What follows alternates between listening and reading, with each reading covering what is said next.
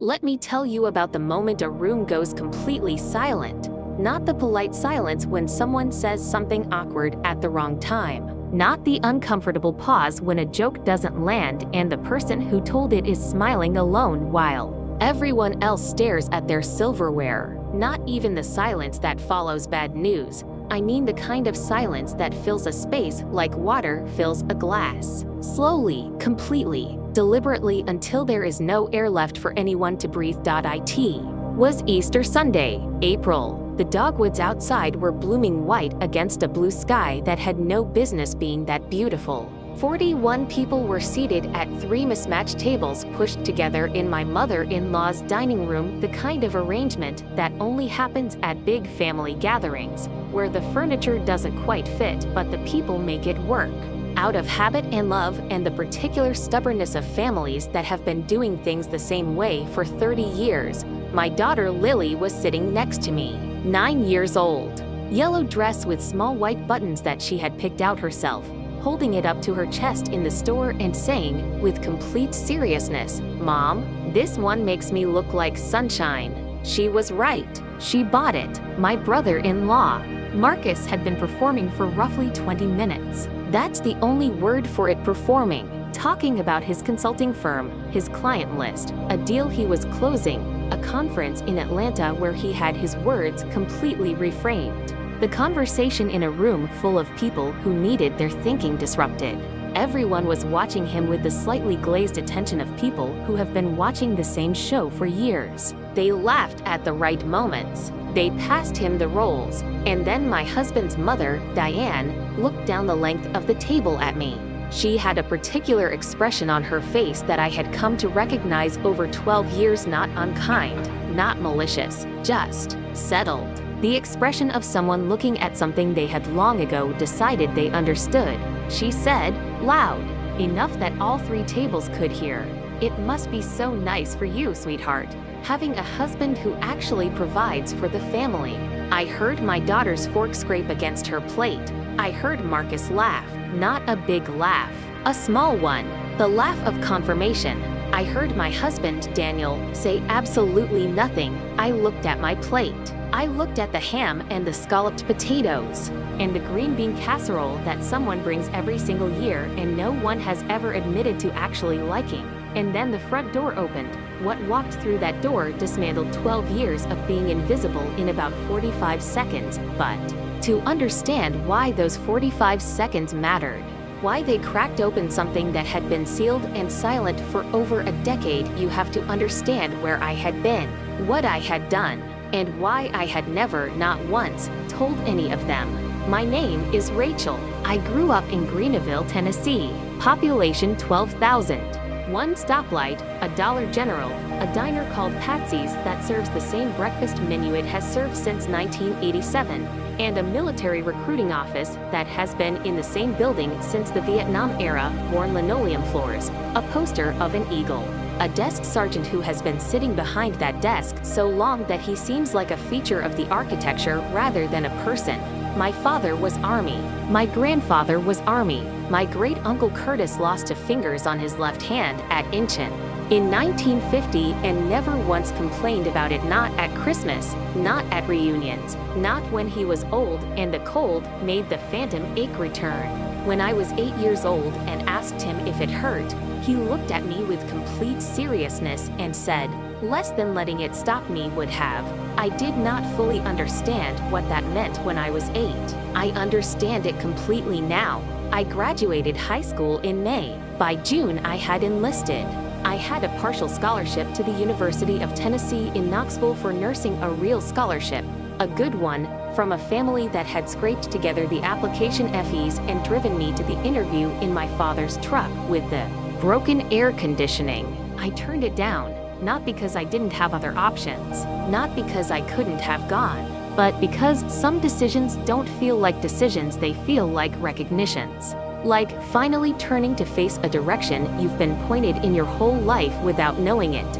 The Army needed medics. The Army had always needed medics. And something in me, something I couldn't articulate at 18 but can name clearly, now understood that I was built for it. I trained as a 68 Whiskey Combat medic. The Army's field surgeon, firefighter, and crisis decision maker wrapped into a single job title. The people who run toward the wounded when the wounded are in places that are actively trying to become more wounded. In the language of the military, a 68W is a healthcare specialist, which is technically accurate and almost magnificently understates the reality of what the job actually requires. I spent 12 years in service. 3 deployments, 2 to Afghanistan Kunar Province the first time, Kandahar the second, 1 to Iraq during the drawdown, 2014, a different kind of war in a different kind of chaos. I ran aid stations in places that don't appear on the maps most Americans own. I made decisions under conditions that I will not describe in full detail here, not because I am ashamed of them, but because this isn't a war story. This is a story about a dining room table. What I will tell you is this. I was good at my job, not in the way that people say I'm good at my job when they mean they get their reports in on time. In the specific, testable life or death way that the military makes brutally clear you are good or you are not, and the difference is visible immediately in what happens to the people around you. I received the Army Commendation Medal with Valor Device after my second deployment. I received the Purple Heart after my third. The Purple Heart was not for anything I would call dramatic. I was pulling a 19-year-old corporal from Biloxi, Mississippi out of a vehicle that had been struck by an IED. The vehicle was on fire. The corporal, his name was James Treadwell. Corporal James Treadwell was conscious but couldn't move his legs, which meant I needed to move them for him. Shrapnel caught my left shoulder on the way out. I didn't notice it until afterward. You don't always. The adrenaline is thorough. Treadwell went home. He coaches Little League Baseball now in Biloxi. He sends me a card every Christmas, the same kind every year. Cream envelope, red cardstock. His handwriting a little cramped, like a man who doesn't write cards very often but has decided this particular card is worth the effort. It says, "Still here because of you. Merry Christmas, Doc." It has been on my refrigerator for 9 years. I left the Army at 30. Daniel, my husband, was offered a position at an architecture firm in Charlotte, a good position, the kind that doesn't come around twice. We talked about it for a long time. We weighed everything. Lily, who was 2, my career, his career, what a life in Charlotte looked like against what a life continuing in the Army looked like. We made the decision together, as partners. I transitioned out and moved to Charlotte and trained as an emergency room nurse. I now work in a level 1 trauma center, 12-hour shifts, 3 days a week, doing work that is not identical to what I did in the field but is closer to it than almost anything else available to me in civilian life. Different equipment, better equipment, worse parking. I have never once talked about any of this at a family dinner. That was my first mistake, but it took me 12 years to understand it. Daniel's family is from Charlotte. Old Charlotte, not geographically old, because Charlotte is a city that rebuilds itself every 15 years like a snake shedding skin, but old in the way that family money and family position and family expectation are old. His family has had the same pew at the same Episcopal church for generations. His father, Robert, is a corporate attorney at a firm his own father helped found. His mother, Diane, was a real estate agent until Daniel's sister was born 26 years ago and never went back. His brother, Marcus, is 33. The consulting firm is real. He didn't invent it. He built it. I want to be honest about that.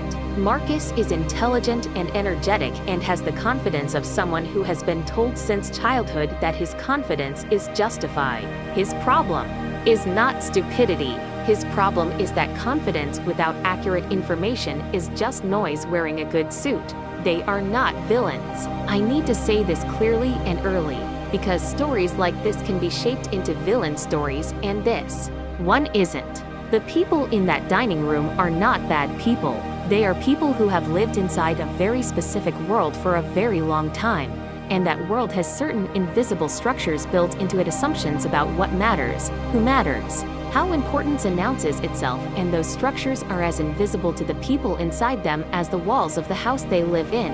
The main structure is this: worth is legible. If you are significant, People can read it on you. You carry it in your job title, your address, your car, your conversation. Significance announces itself and announces itself and announces itself until everyone in the room understands it. I do not announce myself. The first time I met Daniel's family, I was 27 years old. I had been back from my third deployment for 6 weeks. I was in the transition phase taking online courses, figuring out what the next chapter looked like, existing in that particular liminal space between the military world and the civilian world, where everything feels slightly off-tempo, like a song you know well being played in the wrong key. I wore jeans and a plain blue shirt. I didn't talk much. Listening is a habit the Army builds into you the same way it builds everything else through repetition, through instruction, through the lived experience of understanding that the amount of information in a room is always greater than what has been said out loud, and that talking prevents you from accessing the rest of it. Diane, Daniel's mother, asked me what I did. I said I was a medic in the Army. She said, with a warm and genuine smile, "Oh, how sweet. The way you say it to someone who tells you they work with animals or volunteers at a library." A kind diminishment. Robert shook my hand once at the beginning of the evening and spent the rest of it talking to Daniel about architecture, about projects, about the firm Daniel was beginning to build. He shook Marcus's hand for 30 seconds longer than he shook mine. I noticed things. That is not a skill I chose, it is a survival habit that 12 years of high-stakes environments installed in me without asking permission. Marcus told Daniel within earshot of me, the way some people speak as if proximity doesn't count as being heard, that I was quiet. He said it like it was a diagnosis, a small, unfortunate condition. I said nothing. I was new. I was 27. Every environment has a culture, and the first job in a new culture is to observe it accurately before deciding how to respond to it. I observed. For 12 years I observed. Here is what no one tells you about being underestimated by people you see regularly. It does not arrive all at once. It does not come as a single event that you can point to and name and refuse. It comes in small installments over years, like sediment depositing on the bottom of a river so slowly and so constantly that you do not notice it happening until one day you are standing at the bottom and the sediment is above your head. The first year, small things. Diane not directing questions at me at dinner. The conversation flowing around me the way water flows around a stone, not hostile, just incurious. When the family discussed Lily, they discussed her with Daniel. How is Lily doing in school, Daniel? Daniel, is she still taking those swim lessons? As if Lily had been produced by Daniel and a piece of furniture, and the furniture's input was decorative rather than informational. The second year, slightly larger. I learned through Daniel, sideways and accidentally, that Diane had told a friend. I was a nice girl but not exactly Daniel's type. When I asked Daniel what that meant, he said he didn't know. I believe him. He genuinely didn't know. He had grown up inside the world his family built, and its invisible structures were as invisible to him as walls. The third year, Marcus started making comments about my work. Not cruel, exactly. Condescending in the specific way that doesn't mean to be condescending and is therefore harder to address than cruelty. I don't know how you do it, working in a hospital. All that stress. I couldn't handle it. Said with a look that translated, if you spoke the language, as, I pity you, your limited options. I told them once, mentioned briefly, in passing, that I'd had a hard week at the trauma center. 3 major traumas in one shift. 2 of them did not end well. The kind of week that sits in your chest for a while afterward, that you carry home and set down on the kitchen counter and then pick back up again the next morning without meaning to. Marcus said, I know how you feel. He told me about a difficult client presentation. He said, with complete sincerity, that he understood. He did not understand. He could not understand. But he believed he did, and that belief closed the conversation before it had fully opened. By year 5, Robert had started referring to our house as Daniel's house. Our house, the house Daniel and I bought together, the mortgage we both signed. The kitchen I stripped and repainted on a week off between shifts. Daniel's house. A small word. A significant implication. By year 7, Diane had started including me in her Sunday dinner prayers in a way that felt less like blessing and more like concerned observation. And Lord, we pray for Rachel, that she finds her way and her purpose, finds her way, finds her purpose. As if I were wandering, as if the path I was on was not a path but a drift. By year 10, Marcus had stopped even seeing me as a variable in conversations about our family's future. He would discuss Daniel's career with Daniel in front of me as if I were a plant in the corner present, possibly useful for oxygen, requiring no consultation. And Daniel, good Daniel, patient Daniel, Daniel who loved me and had always known who I was, let all of it happen. Not because he agreed, not because he was complicit in the diminishment, but because Daniel avoids conflict the way some organisms avoid light, instinctively, persistently, with no clear memory of when the habit started. Every time I raised it, he said, that's just how they are, and they don't mean anything by it. And the one I had the hardest time with, can we just get through the holidays? We always got through the holidays, and I always went home with less of myself than I had arrived with, a kind of leaking, invisible and slow and accumulative. The Christmas before the Easter I'm telling you about, something happened that was different in kind from everything that had come before. Not just worse different, qualitatively different, the kind of different that changes the math. Lily was 9. She had decided with the absolute certainty of a 9-year-old who has thought deeply about something for an entire week, which in a 9-year-old's internal time is approximately equivalent to a decade, that she wanted to apply to a STEM summer program at UNC Charlotte. She found it herself. She printed the brochure herself, on the printer in Daniel's home office, using more ink than was strictly necessary because she printed it 3 times to make sure the colors were right. She put it on the kitchen table with a yellow sticky note that read, in her handwriting, in capital letters, I want this. The application had a personal statement component. She worked on it for 2 weeks. She came to me with questions about the body, about how things worked, about what I had done in the field and what I did now in the trauma center. I answered every question she asked. I did not simplify. She is 9 years old and she does not need simplification. She needs accurate information delivered at appropriate pace. Her personal statement said, in part, I want to understand how the human body works because the human body is the most complicated machine and it can be fixed if you know how. I want to be like my mom. My mom fixes people. I read that sentence and I was quiet for a long time. She got in 40 slots for the entire city. She was one of 40. A tea Christmas dinner. She announced it with the full radiant confidence of someone who has achieved something real and knows it. Her face was lit from inside. She said, I got into the science camp at UNC Charlotte. It's only for 40 kids in the whole city and I'm one of them, and it starts in June. The table's response was muted, not unkind. Robert said, very good, sweetheart. Diane said, how fun. Marcus said, science camp, with an inflection that managed to make 2 words do the work of a gentle dismissal. 20 minutes later, I heard Robert talking to Daniel at the other end of the table. Not whispering, he was not hiding what he was saying. He simply assumed I was not relevant to the conversation, so he had it in front of me. He said, you should think about redirecting her energy. There's a junior tennis program at the club. The Henderson's daughter is in it. That's the kind of thing that opens doors later. Daniel said, she really wants to do the science thing. Robert said, she's 9. She doesn't know what she wants. That's your job to guide her. Your job, not our job.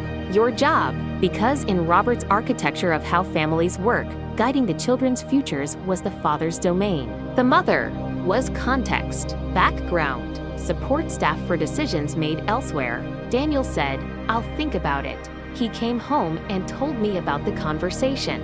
I think he told me because he thought it would land the same way 12 years of similar moments had landed, that I would say, that's just how they are, and we would move forward.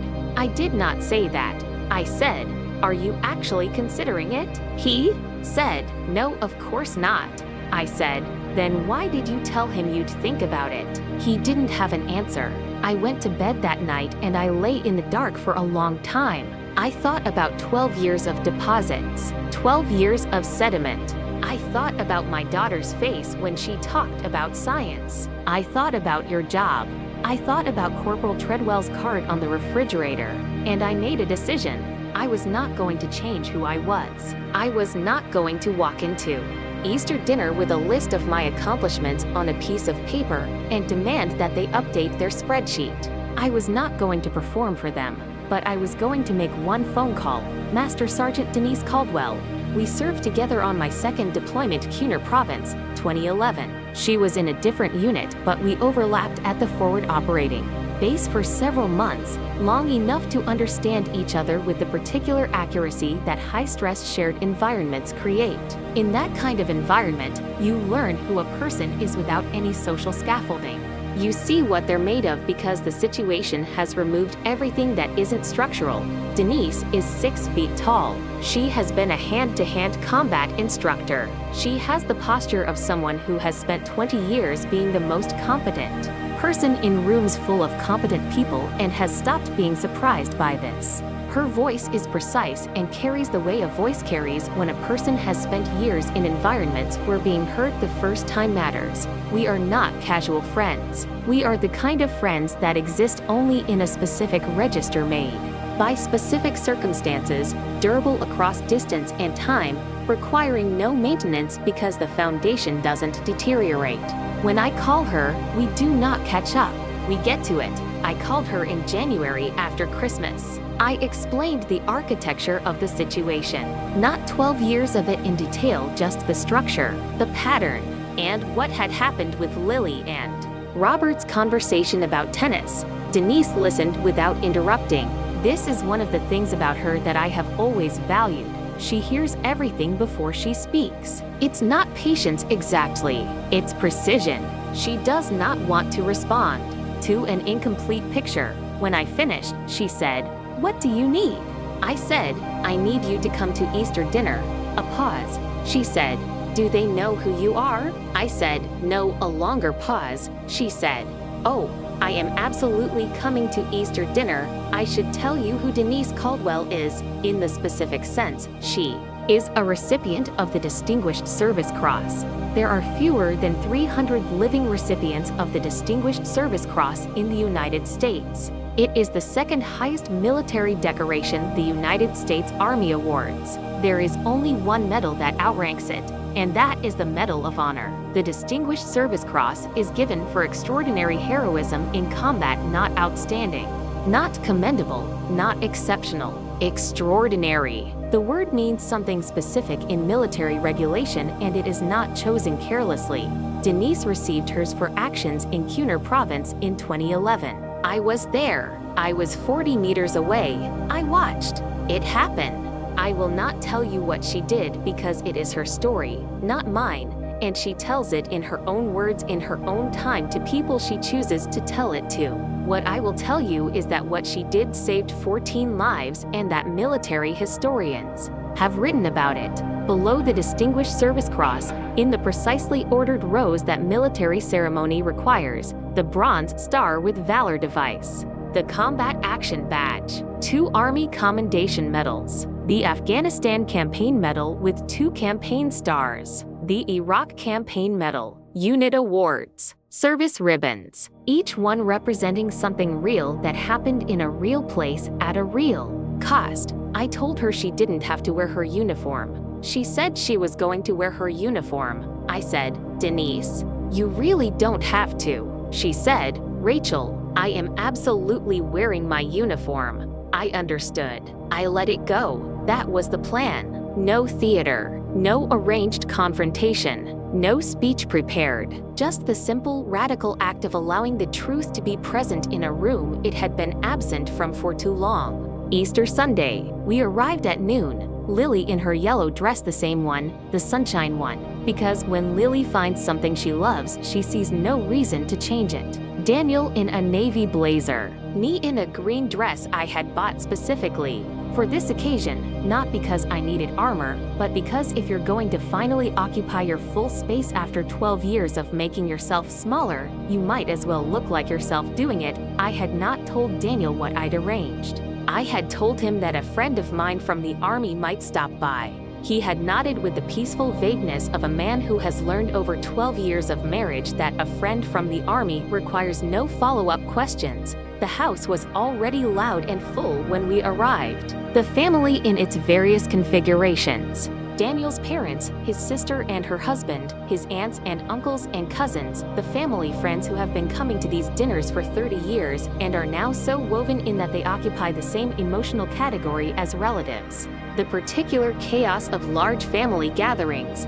children everywhere, teenagers near the food, the adults in their predictable clusters, the house smelling of ham and someone's perfume that is a little too strong for the space. Marcus had returned from Atlanta 2 days prior and was in the middle of explaining how he had handled something at the conference. He gave me the nod of someone who vaguely recognizes you. The bartender nod. The "you're present and I acknowledge it" nod. Diane hugged me and said, with genuine warmth and with the particular surprise she could never quite eliminate from her voice when she was being complimentary toward me, "Rachel, you look nice." I thanked her. I accepted the hug. Robert shook my hand, then shook Daniel's for longer. Same as always, Lily found her cousins within 30 seconds and was gone in the way that children can be completely present and then completely absent without transition. I sat at the table. I talked to Daniel's Aunt Patricia about her garden. She has a remarkable garden, genuinely, and is one of the only people in that family who has asked me questions and waited for my answers for 12 years. I ate a roll. I was the still point in the room, the same way I'd always been, except that this time I knew why I was still.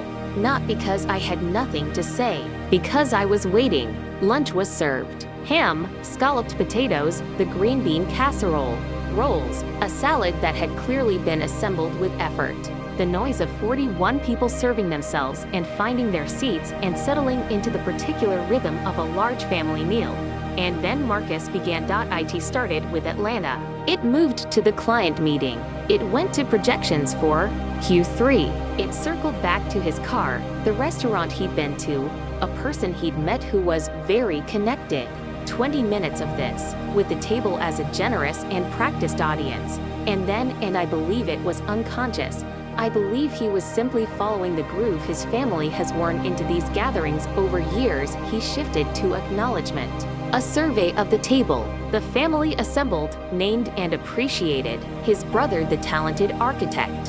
His cousin Tyler making his mark in finance. His father who had built something lasting. His mother who was the heart of all of it. He looked down the table at me. He smiled. He said, "And Rachel, our quiet one.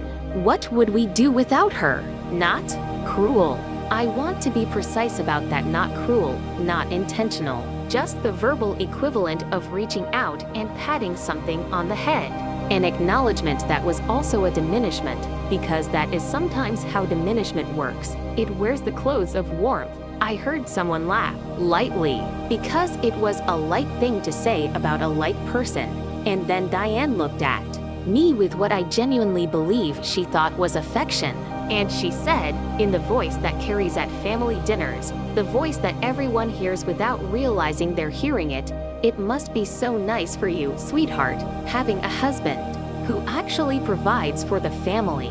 My daughter's fork scraped against her plate. Marcus laughed. The confirmation laugh. Daniel said nothing. I looked at my ham. I breathed once slowly, the way I was trained to breathe in situations where everything needed to stay controlled. And then the front door opened. The doorbell had rung 60 seconds before the door opened. At a gathering like this, with this many people, no one answers the doorbell. The door is left unlocked because the distinction between invited and arrived has collapsed. So when no one answered, the door simply opened itself, and Master Sergeant Denise Caldwell walked into the dining room. I need you to understand what this looked like.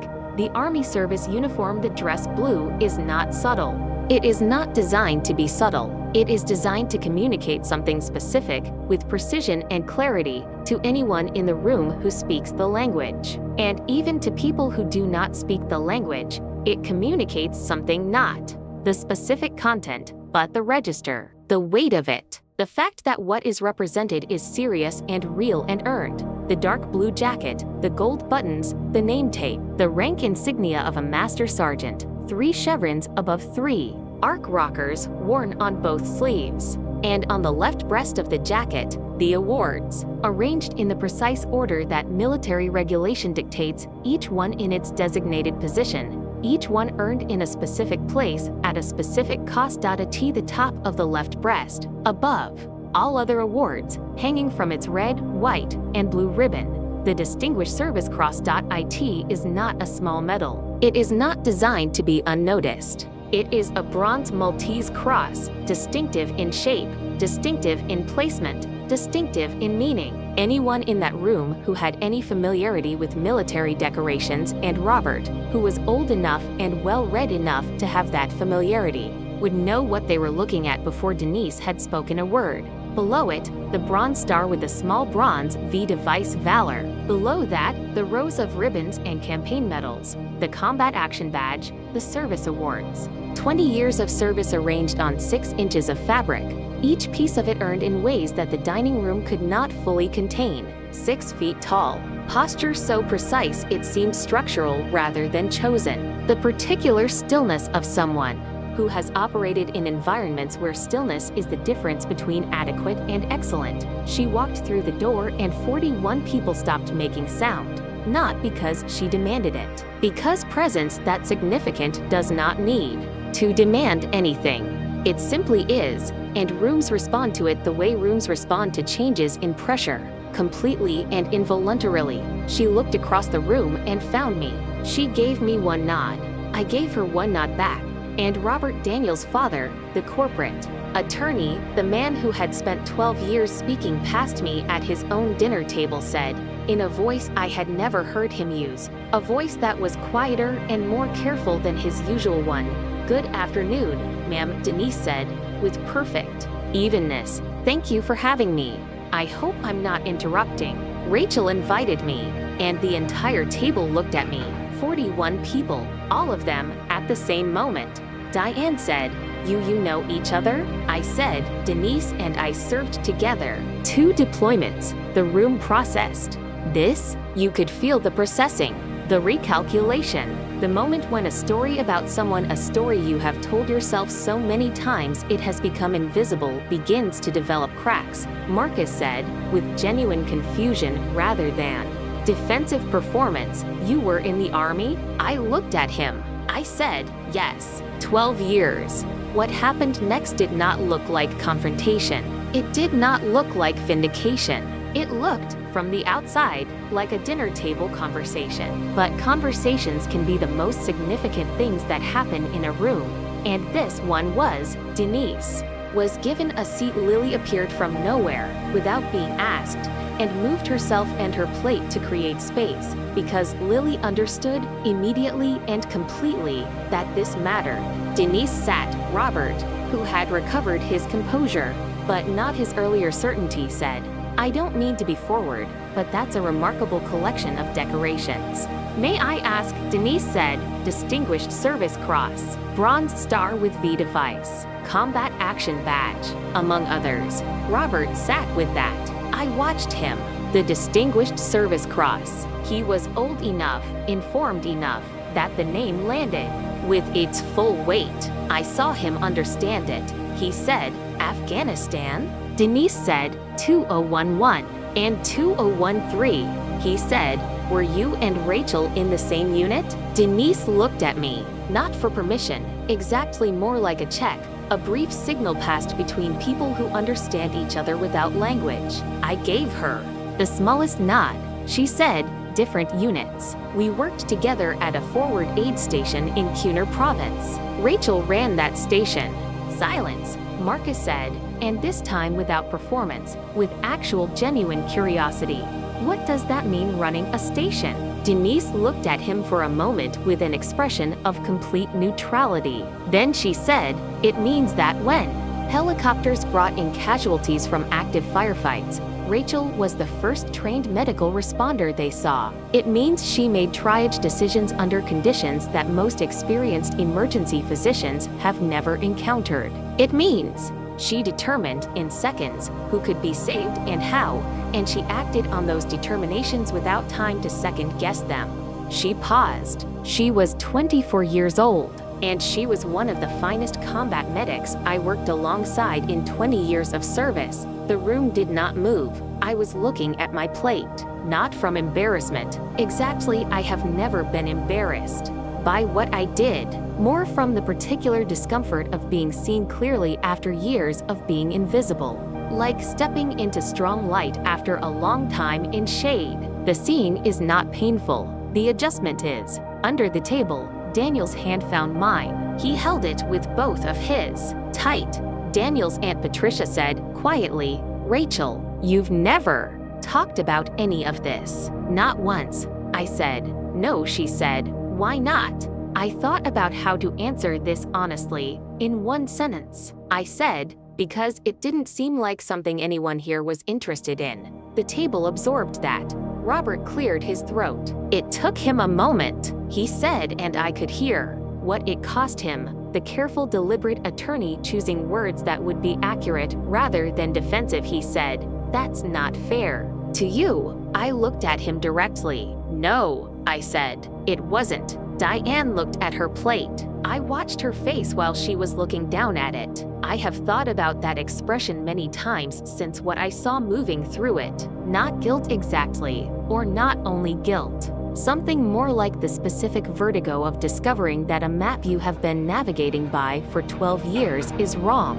Not slightly wrong, fundamentally wrong. She had believed a story. The story was, Daniel married a nice, quiet, unremarkable woman, and we will love her because we love Daniel, and we will be kind to her because that is what families do for the ordinary people their children choose. She had believed that story completely. She had organized 12 years of dinners and prayers and passing comments around it, and the story had just been removed from underneath her. Marcus was quiet. I want to pause on that, because in 12 years of family dinners, Marcus had never been quiet. Quiet was not in his register. Quiet was what happened to other people while Marcus was talking. But he was quiet now, and it was not the quiet of someone holding something in. It was the quiet of someone genuinely recalculating, working something out, revising a formula. Then my daughter said from her seat in her yellow dress, in the particular voice she uses when she has decided that an adult conversation requires her participation and she has weighed the decision and found it necessary. Lily said, "My mom also got a Purple Heart because she got hurt saving someone." I looked at her. She looked back at me. Her face said, "Well, it's true," I said, gently. "Lily," she said, "it is true, Mom." Denise, from her seat, "She's right. It's true." Robert said, "You were wounded?" I said, "Shrapnel. My left shoulder. It healed completely." He said, "The person you were pulling out, what happened to them?" I said, "He coaches Little League in Biloxi. He sends me a card every Christmas." Robert looked at Daniel. For a long moment he just looked at him. Then he said, "Daniel, did you know all of this?" Daniel said, "Yes." Robert said, "Why did we?" He stopped. He started again, more carefully. "We have spent years talking about your work, your firm, your projects." He paused. "We've never asked Rachel about hers." Daniel said, "No, you haven't. I hadn't coached that."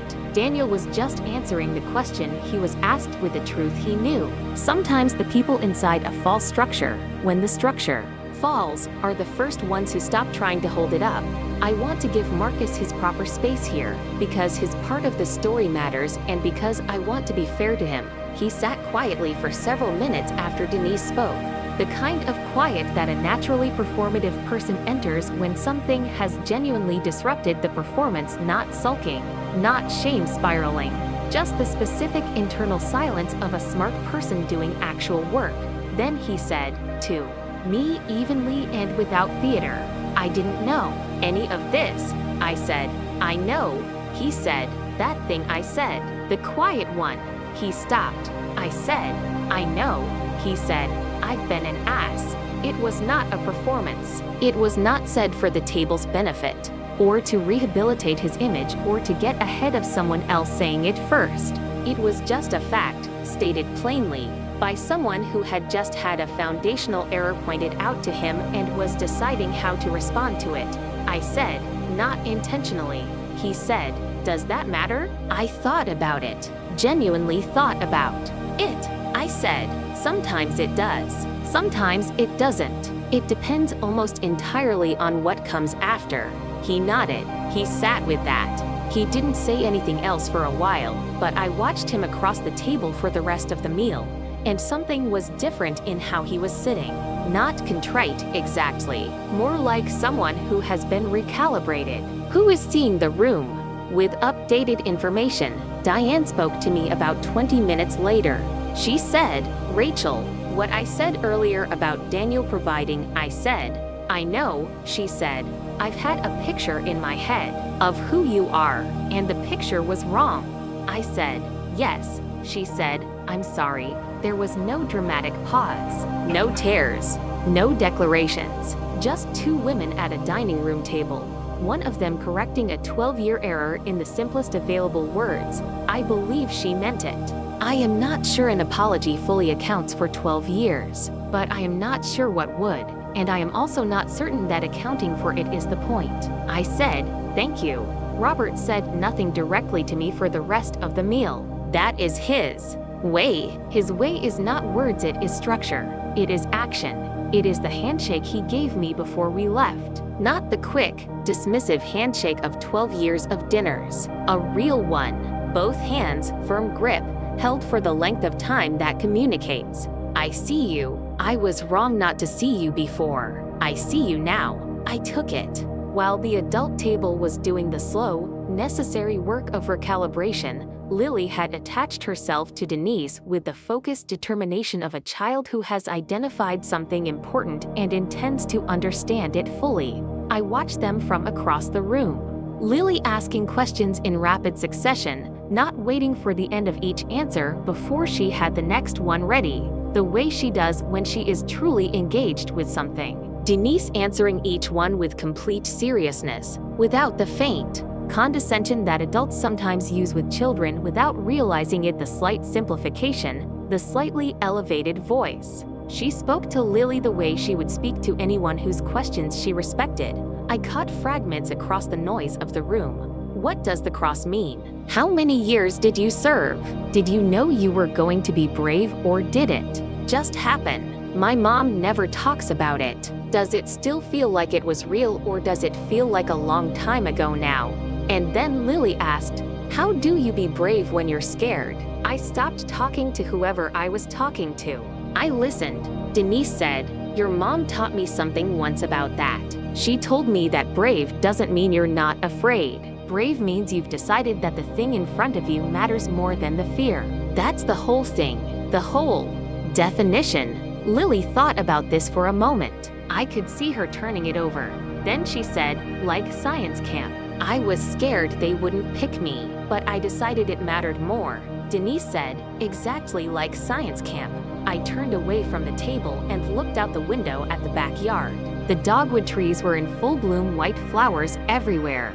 Against the April blue, the particular kind of beautiful that only happens for about 2 weeks a year and that you forget about between seasons. I was not going to cry at Easter dinner at my in-laws' house after 12 years of not crying there. I did not cry, but I stood at the window for a minute, and I let myself feel what it felt like to have 12 years of silence matter for something. Daniel came to stand beside me. He said nothing for a moment. Then, I should have told them. Years ago, I should have made sure they knew who you are. I said, yes. He said, I thought you'd moved on from the military stuff. I thought it was behind you and you wanted it behind you. I said, I have moved on. But moving on from something doesn't mean it didn't happen. It doesn't mean it isn't part of who I am. He said, I know. I'm sorry. I said, I know you are. We stood at the window together for a little longer. Then he said, quietly, without looking at me, "For what it's worth, I've always known who you are." I said, "That's not nothing." It wasn't. It isn't. It was the most honest thing said at that table all day. In June, Lily went to the STEM program. 3 weeks. She came home with a project about the human circulatory system, a working model she had built herself, wire for the vessels, rubber tubing for the larger sections, small red and blue LED lights to represent oxygenated and deoxygenated blood moving through the system. She painted a cardboard heart to serve as the pump and rigged it so that when she pressed a button, the lights pulsed in the correct sequence: right atrium, right ventricle, pulmonary circuit, lungs, left atrium, left ventricle, systemic circuit. Back to the heart. She set it up on the kitchen table, made Daniel and me sit down across from her, and presented it. She talked for 25 minutes. She used words I did not know she knew: pressure gradient, venous return, systolic, diastolic, cardiac output. She explained why arteries have thicker walls than veins. She explained what happens in the capillaries. She explained, in terms that were technically accurate and clearly her own, why blood looks dark when it's deoxygenated and bright red when it's oxygenated. Daniel looked at me at some point during this. I looked at him. We did not need to say anything. When she finished, Daniel asked her where she'd learned it all. She said, "From my teacher, and from asking mom questions when I got home each day." I said, "I didn't teach you most of that." She said, "No, but you answered every question I asked, and you never made them sound stupid." I thought about what my grandfather told me when I was 10 years old and said I wanted to be a soldier. He said, "The best thing you can do for the people around you isn't to be impressive. It's to make them feel like what they are is enough." I had spent 12 years focused on being seen, on being known, on the people at that dining room table understanding what I had done and who I was, and sitting at my kitchen table watching my daughter explain the mechanics of the human heart to me with wire and rubber tubing and LED lights. I understood that the acknowledgement I had been waiting for, the one that actually mattered, had been happening all along. In every question she asked, in every answer I gave, in "I want to be like my mom" written in a personal statement on a scholarship application for a science camp, she had known who I was. She had always known. Change, when it is real, is rarely dramatic. It does not arrive with declarations and transformations. It arrives in the small structural adjustments that accumulate over time: new habits, new questions, new ways of being in a room together. Diane called me 2 weeks after Easter. She said she wanted to ask me about my work. I said yes. We talked for 40 minutes. She asked what a typical trauma shift looked like. I told her not the sanitized version, the real one. She cried once briefly, a small caught sound, and then she collected herself and asked a follow-up question. At the end of the call she said, "I've been telling a story about you that wasn't true. I want you to know I understand that now." I said thank you. She asked what to do with that. I said, "Keep asking questions." She has. Marcus called me about 3 months after Easter. He said he'd been doing some reading military history, the campaigns in Kunar Province, some writing about the role of combat medics in modern warfare. He said he had questions. We talked for an hour. I told him what the work was actually like. He asked about triage, the decision-making, the ethics of it, the weight of it. He asked quietly what it felt like to lose someone in the field despite your best effort. I told him the truth, all of it, including the parts that are hard to say out loud to someone who didn't experience it. At the end, he said, "I think I've been very impressed by the wrong things for a very long time." I said, "Most people are, for a while." He said, "How do you stop?" I said, "You just keep looking harder, at more things. You keep widening what you're willing to look at, until what's real starts to be more obvious than what's impressive." He nodded. "I think he's still working on it. I think that's fine. Most things worth changing take time to change." Robert asked me, at the first family dinner after Easter, about a case I'd had that week. A real question, specific, engaged, waiting for the answer. He asked a follow-up. He has done this at every family dinner since. It is not effusive. It is not dramatic. It is simply the behavior of a person who has decided to update how they interact with someone once they have accurate information. I respect that. It is the most I could have asked for. Daniel started talking about my work. Not constantly, not performatively, but in the natural way that people talk about the things they're proud of. He told the story of Corporal Treadwell to a colleague at his firm, with my permission, when the subject of military service came up at a company dinner. He mentioned in conversation where I had served. He said once, to someone who had asked what his wife did, she's an emergency nurse. Before that she was a combat medic. 12 years, 3 deployments, said it plainly, said it like a fact. He was proud to know. One evening, about 6 months after Easter, he asked me if I wanted to put the commendation certificate and the Purple Heart citation up somewhere in the house. They had been in a box in the closet since we moved to Charlotte. I had put them there because the closet felt like the right place, not hidden, just private, not displayed, just kept. We hung them in the hallway, not prominently, not in a frame with a light on it, just present, on the wall, part of the house, part of what the house is about. About a month after Easter, I ran into Diane at the grocery store. Not planned the ordinary collision of 2 people who live in the same city and sometimes shop at the same place. She was buying flowers for something.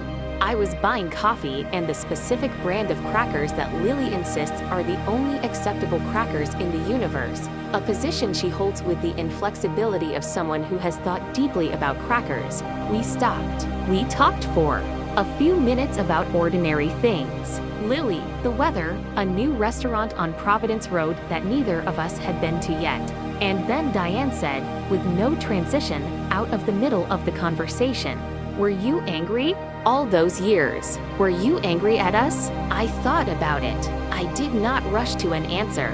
I said, yes. Sometimes, she said, I would have been furious. I said, I was trained not to lead with fury. You learn to look for what's useful. Fury is rarely useful. It closes options. She was quiet for a moment.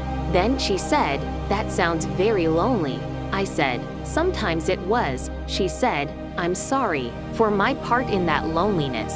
I looked at her. I know, I said. She said, do you forgive me? I thought about the 12 years. About so nice for you, sweetheart. About the prayers. About your job.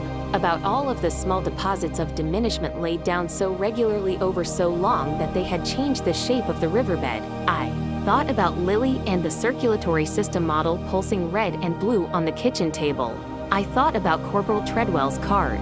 Still here because of you. I said, I'm working on it. She nodded. Not with disappointment, with recognition. She understood that working on it was the honest answer, and that the honest answer was more respectful than a clean yes. We stood in the grocery store for another moment. Then she said, and this surprised me even then, what was it actually like over there? Not the official version. What was it really like? And I told her, not everything, but enough.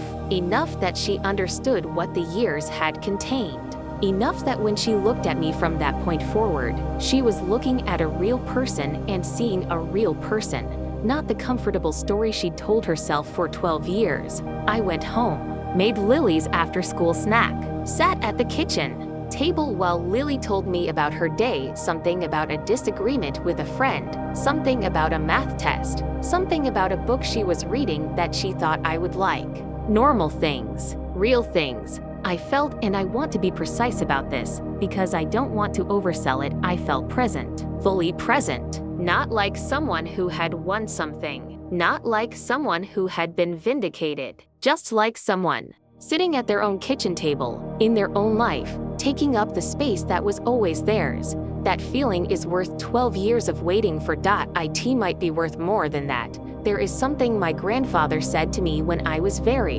young, 10 years old, maybe 11 the summer I decided I was going to enlist someday. He was sitting on the porch of his house in Greenville, the one with the view of the mountains, and I told him my plan. He looked at me for a long moment, with the expression of someone who has lived a long life and is trying to figure out how. Much of it to share with a 10-year-old. He said, "The best thing you can do for the people you love is not to be impressive. It's to show them that being what they are is enough." I didn't fully understand it then. I think what I thought he meant was something like, don't make people feel small by being large. Be humble. Be quiet. I understand it differently now. I think what he meant was this: the real gift you can give the people you love is not your achievements. It's your genuine presence. The full thing. The real thing. Not the edited version. The comfortable version. The version that fits in the space that other people have decided you're allowed to occupy.